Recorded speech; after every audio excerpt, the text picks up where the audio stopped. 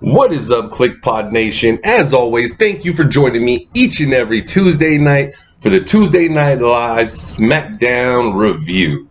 With that being said, I'm your boy, JG. Tonight's show. The show itself, Smackdown, it was decent. That's not my problem. My problem is the specific return we had this evening. And there was one key word that the second I heard it, well, initially I had already felt this way when I heard this announcement. But then when I heard this key word, it really just put everything back in perspective. But with that being said, we're going to go ahead and kick the intro so we can get to this review. And let me fair warn you, there might be a little 2-year-old out here at some point.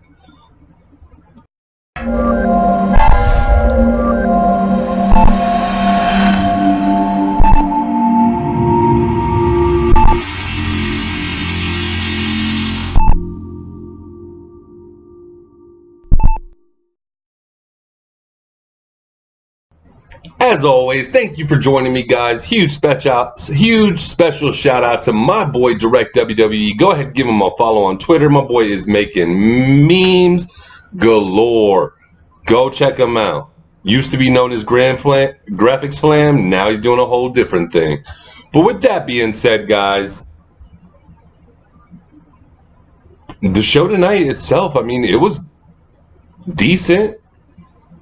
I couldn't really, even looking over my notes again and like replaying everything in my head, there's not a point when I can really sit down and say, I was really underwhelmed with this part of the show tonight. So, I mean, that's a good thing.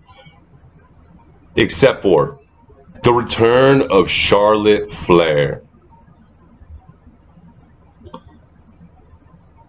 Let's start reviewing so we can talk about it when we get to it.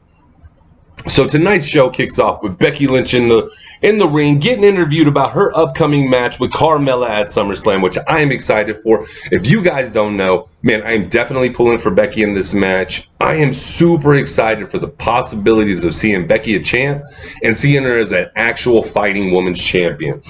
Don't get me wrong, Charlotte defended the belt, but Becky just seems like one of those ones, like AJ. She'll defend it anytime, pay-per-view, regular show, just any moment. I don't feel Charlotte did the same, and I can't blame it on her. Of course, that would be blamed on booking. But with that being said, out comes non-Money Mella. She is just, I don't want to take away from her tonight. You know what? Her promo was money. I have to say, man, she goes in the ring, and it's a sympathy factor, man. She plays on the emotions. Plays how she feels she's been excommunicated from the women's division and how the whole WWE universe sits there and thinks she shouldn't be the champion. And I mean, her fake crying was on point. So I gotta say, guys, damn, Melly, you did a good job.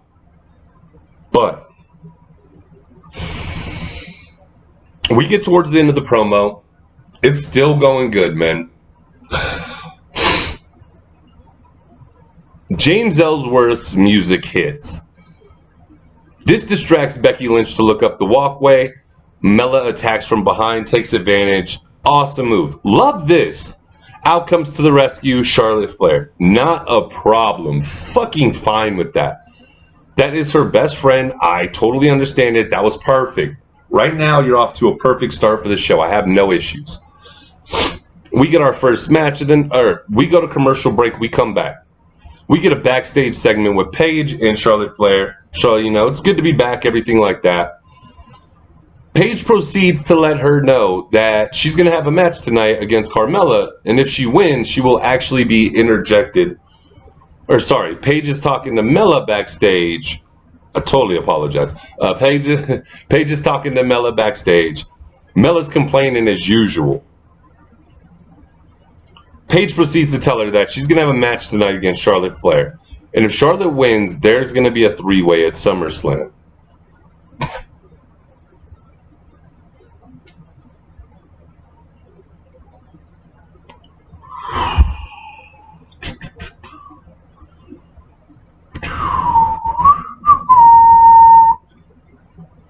I'm trying not to lose my damn mind right now.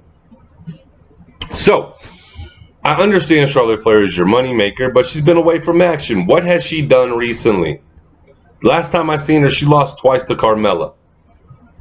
Somehow she's in this three-way dance, but yet the woman who should be in this three-way dance at least, Asuka, doesn't get the shot. For what reason? Even though that would make perfectly a lot more sense to the storyline. So please explain this. In what world or dimension are you living in? Does Charlotte deserve this opportunity more than Asuka?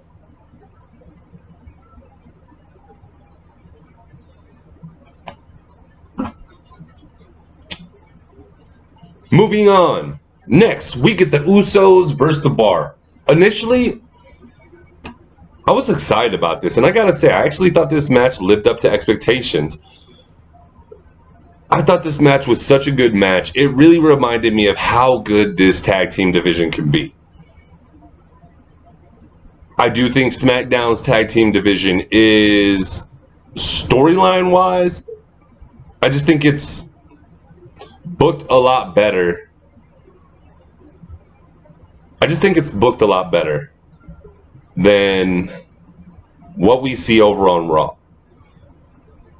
So I don't want to take away like that, like it's as bad as Raw. But at the same time, I'm kind of over the Bludgeoning Brothers at this point. Tonight they had a sorry promo. Didn't do anything. I don't think anybody's getting any effects anymore. You kind of killed the momentum when they talked, I feel, at this point. But outside of that, you got some really great teams.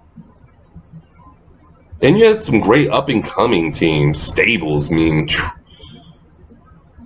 So, watching this match, all I could think about was the possibilities of the future. And I have to say, I think SmackDown's opportunities going forward are greatly huge. I feel, as of late, they've been working really hard to book for SummerSlam really well. I have to be honest, I don't know if this is going to go any further than SummerSlam, but I'm enjoying what they're doing right now. With that being said, I still do think they could do a lot better. Out of scale of 1 to 10, I'll probably say on average, they're anywhere from a 3 to a 5 for me. So I still think it's not that great of programming, but it is much better presentation than Raw, and I do see them at least putting effort into making sense out of everything, other than this women's division. But I think they can correct all that with just one move at SummerSlam.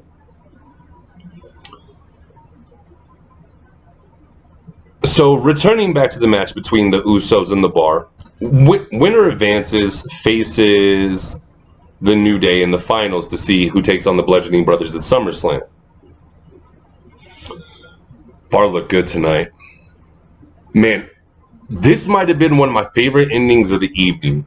So we have Sheamus is in the middle of the ring, getting set for the double team from the top, from the, catty corner buckles.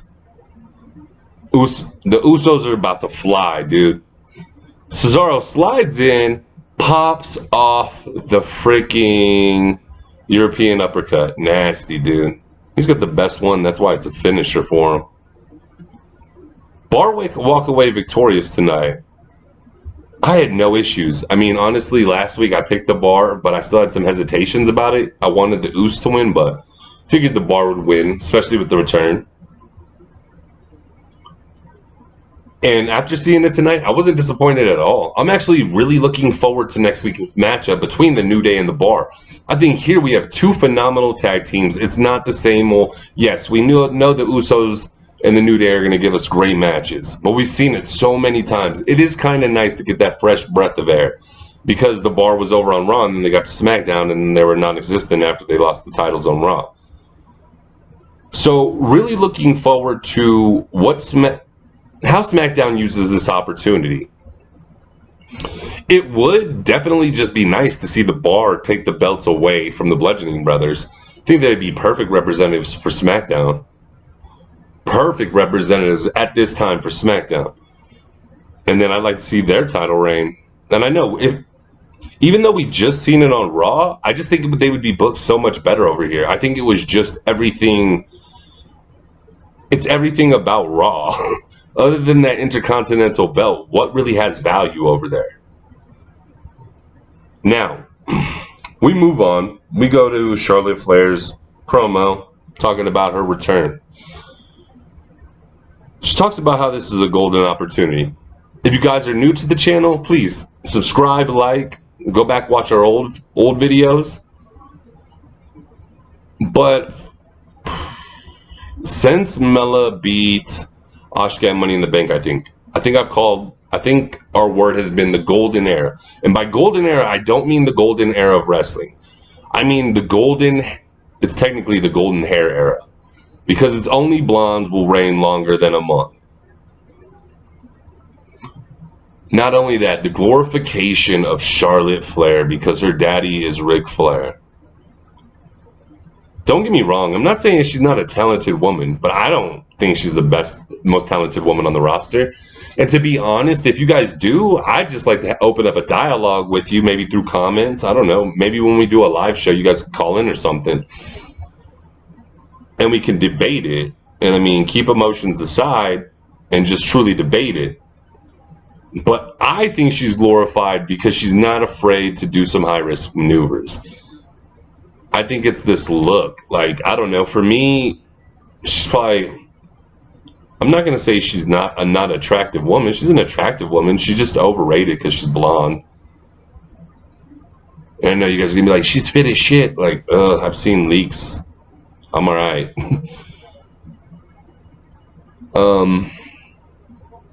Now, Selena Vega, that's a woman, man. Jesus Christ.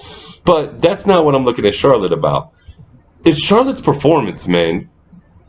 I don't think you guys judge her matches to a tough enough criteria. She's a very sloppy wrestler. Her beating Asuka, I was very pissed. I think it was more the fact of just Asuka getting that first loss than anything. But I could understand why the WWE would do that. I mean, to be honest with you, I can understand why they throw her right into SummerSlam to try to get some excitement there. But for me, Becky Lynch is bringing that excitement. You just ruined this. And to me, I feel like this is... We'll get to what I feel like when we get to that point after we talk about the main event. I don't want to... I know, I've probably pretty much already given spoilers away. It's just frustrating when you see so many women have opportunities, but you know which woman's going to get it. And I know the WWE is going to book it. I bet you at SummerSlam that Becky gets it, which is cool, man. But then we're going to see a situation where she loses it in a month, 2 months.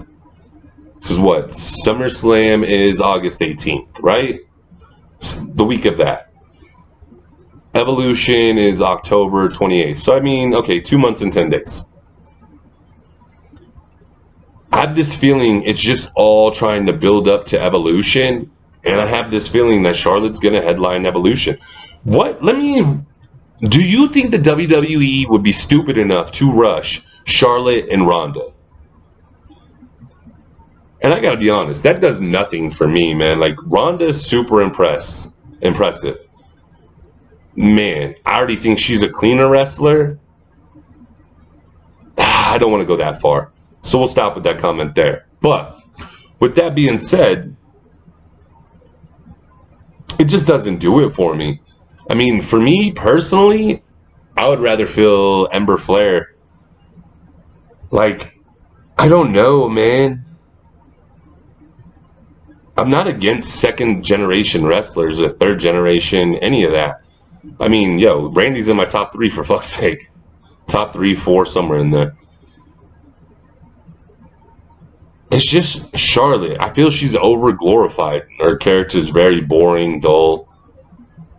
Like, she inspires women. I've never met one inspired by Charlotte Flair.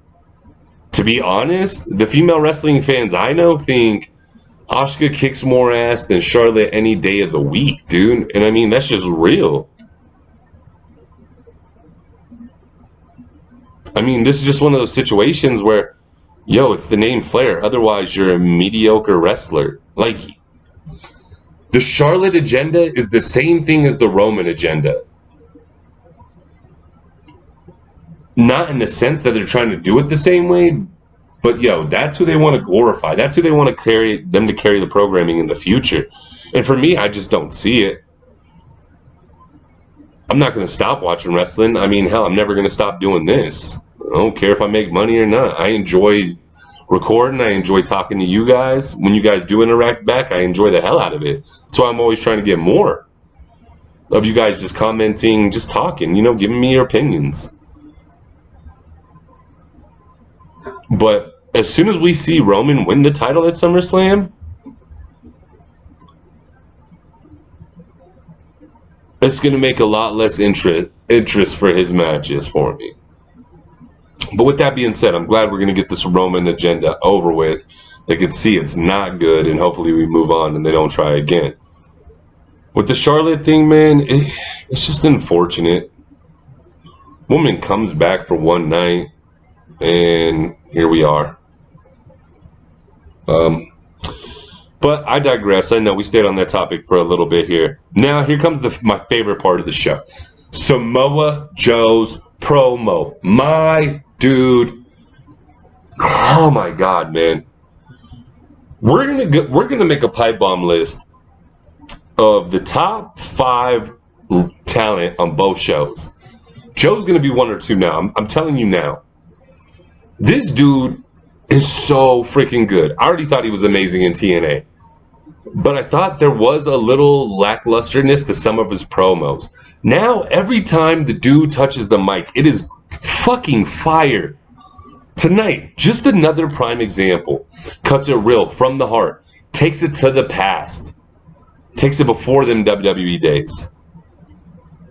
Man, and he doesn't just go out there and disrespect AJ. The funniest thing is he tells AJ he respects him. He respects that SmackDown's the house AJ Styles built, as we always say. He respects that AJ made the WWE Championship the most prestigious belt on any show. That is hands down the truth. From it be going from Jinder Mahal's hands, when it was pretty much garbage, to where we're at now with him having it since he got it. Think about the matches this man's been in and gave us. There's a reason we call him phenomenal. The phenomenal AJ Styles.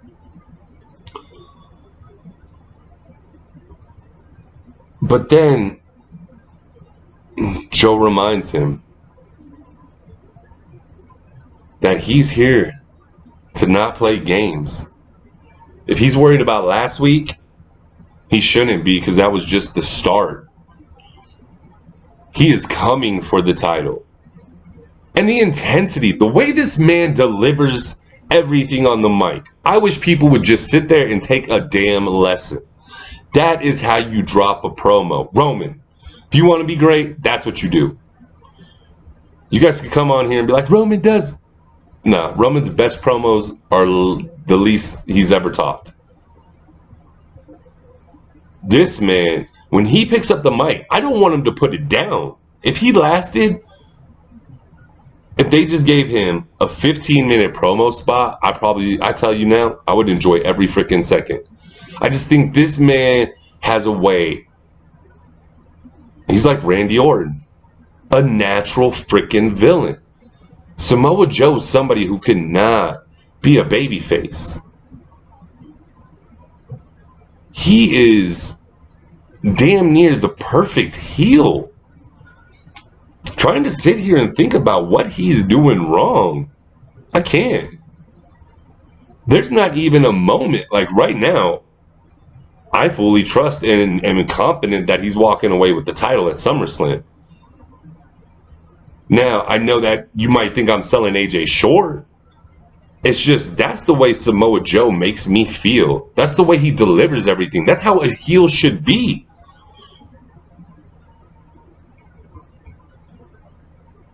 So we get an excellent promo from Samoa Joe, man. Just reminding you how heel work is done. Honestly, this feud could go on for the next year. I think these fools would never let me get tired of it. Ever. Ever. You can do some serious shit in this too. You could have one of them take time off because the other one seriously injured him. That would be that good. especially with AJ in his mind frame right now, from after all the battles and wars he's been through lately. I think that's an excellent way to play that. We go to commercial, come back. Jeff Hardy has the audacity to call out the captain of Team RKO to your dome, Mr. Randy Kenneth Orton, man. Bad move. Randy comes down to the ring. Instead of getting in the ring, Jeff Hardy gets a sneak attack from frickin' Shinsuke Nakamura, man. So two of my favorite dudes in the game pretty much working together right now. Jeff Hardy for his trouble receive a Kinshasa. And for a second I'm thinking, Orton's just going to RKO Shinsuke. Nope. We don't see it for a second, man. RKO lets Shinsuke go away. And then he proceeds to dissect Jeff Hardy. I don't know if we'll see Jeff Hardy return anytime soon. They might have just made this a one-on-one match with the destruction of Jeff Hardy tonight. So, hey, to my fantasy players out there, if you got Jeff Hardy, Steven, I think you had Jeff. Did you drop him? I hope so, man. Hope you got rid of him, because it looks like he's going to be gone for a while.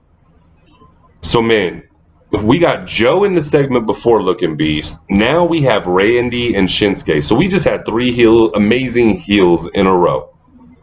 Well done, guys. Way to tell your stories. God, man.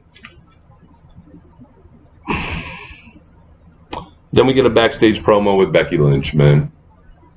Becky, I respect you. As of this moment, I'm fully in support. Becky at SummerSlam, Becky for the rest of 2018. I'm going to lead this train. We ain't putting fucking belt back on Charlotte, man. Fuck that, dude. I'm sorry, all you Charlotte fans out there, but I'm done with it. I am done. Let another woman be champion so she's great. Let me see Becky get this title. Don't tell me there's any way Becky comes out of this looking strong without this title, man. But Becky gets her interview, says she's happy for Charlotte. What the hell else is she supposed to say for her best friend, man? But she also says this is a golden chance for Charlotte. Golden hair era. Don't forget, man. You guys think I'd be kidding you over here? We're not kidding at Kliqpod, man. We know what's going on. We don't need backstage info. We got all the info here. Then, oh my God. So, on my way home, I'm driving. I'm streaming Xfinity.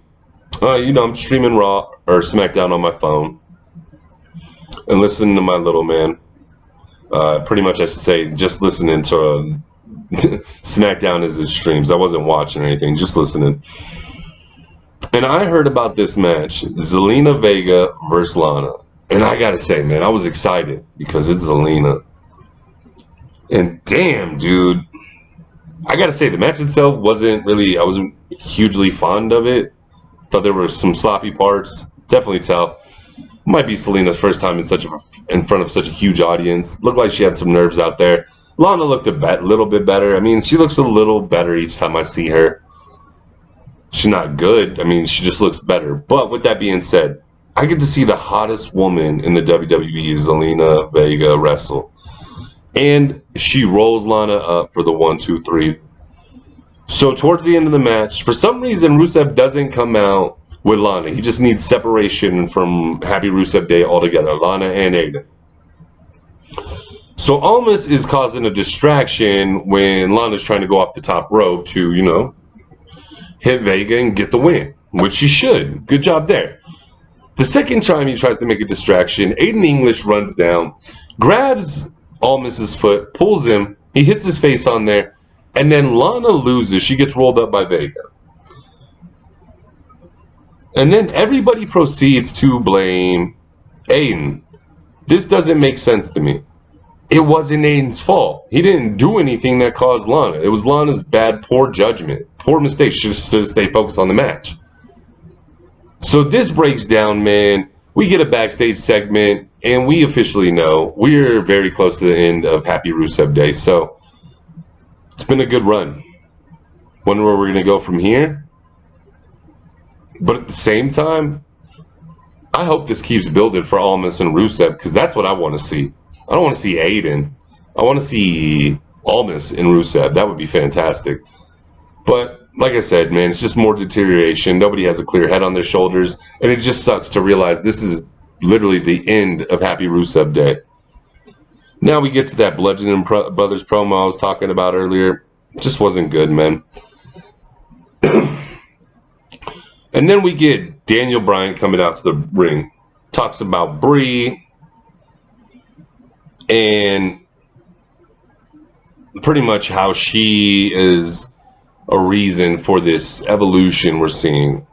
Which I don't think so. I think you're still part of the old trash. Where you just looked good and you couldn't wrestle for shit. Neither one of the Bellas can wrestle. Why do you think they're so much better with their show than in the ring? They just gave them the title because, yeah, okay. Do we really need to wonder why they had the title as much as they did? And there wasn't much to go against. Alicia Fox. Come on, man. Trash wrestlers, man. Eve Torres. People we don't care about. Don't care about at all, man. I'm not taking away from the women. They deserve this. The women now have started this evolution. There are women from the past like Lita, Trish. There are select fews, man. But she is not one. So I was like, get that out of here, man. Your wife did nothing for the revolution. Other than, honestly, keep it down. And then last week bothered Daniel Bryan. Because for 2 years, The Miz ran his mouth when he thought Daniel wouldn't be cleared. And then Daniel was cleared. And then Miz proceeds to use Maurice and a fake baby to protect himself. That's all he's done since Daniel's been back. Is just try to protect himself because he knows Daniel Bryan will kick his freaking ass. So Daniel challenges The Miz at SummerSlam. Miz is on the Titantron. Miz goes in on Daniel. Holy shit, heartfelt drop bombs. Said, dude, he literally told Daniel Bryan to let his contract run out, go back to wrestling in bingo parlors for small crowds. And it was just like, damn, man. At this point, I'm like, damn. Then Miz proceeds to tell Daniel Bryan that this is what everybody sees him as. And then on the Titantron, it appears a picture of a baby crying. So the Miz, and then it's just more babies and more babies. Like one of those pictures where it pulls back and then, you know, just keeps multiplying with more babies, whining, crying. And the Miz is just staring him down, man. And you can see this is touching on Daniel. And it got me thinking, damn, man, this is going to be so huge. Don't blow all your cards at SummerSlam. This needs to just start brewing. We should just be seeing snippets of it at SummerSlam. I don't even think you let there be a clean match at SuperSlam. There shouldn't even be hands yet. We go into the ring. Marie stays at the top of the walkway. Miz is the second entrant. Daniel goes in. Bell rings. Miz rolls out. Just looks at Daniel. You'll never lay your hands on me. Runs and hides behind Maurice. You know Daniel would never attack Maurice to get to the Miz. He's too much of a gentleman. Miz loses on countout. Daniel's never gotten his hands on the Miz. So you know he's still frustrated brewing. And that Tuesday night, we reignited as we head towards Survivor Series. I think that'd be a perfect way to set that up. And the shittiest thing is, for some reason, you got to work this out somehow. I couldn't tell you now how to work this out. But you just don't allow Miz to get his hand. Man, you could honestly run this like Ciampa, Gargantuan. How good would that be? Oh my God. Johnny and Tommaso. Oh my God. On the big show. They might be setting that up. If they set it up, you heard it here first. But I gotta say, man, well delivered. Well delivered, man. Even I felt it in the heart, almost as if The Miz was disrespecting me. And I'm not even a huge Daniel Bryan fan. I like The Miz more than Bryan. Just because I typically like a heel persona a little more. But with that being said, we get to the final match of the night. Your main event, Charlotte versus Mella. Charlotte wins. She's going on to SummerSlam. What else do we need to say about it? We talked about it enough in the rest of the show. But But with that being said, that's the end of the show, guys. As always, thank you for staying tuned. Kick ass, take names, and peace.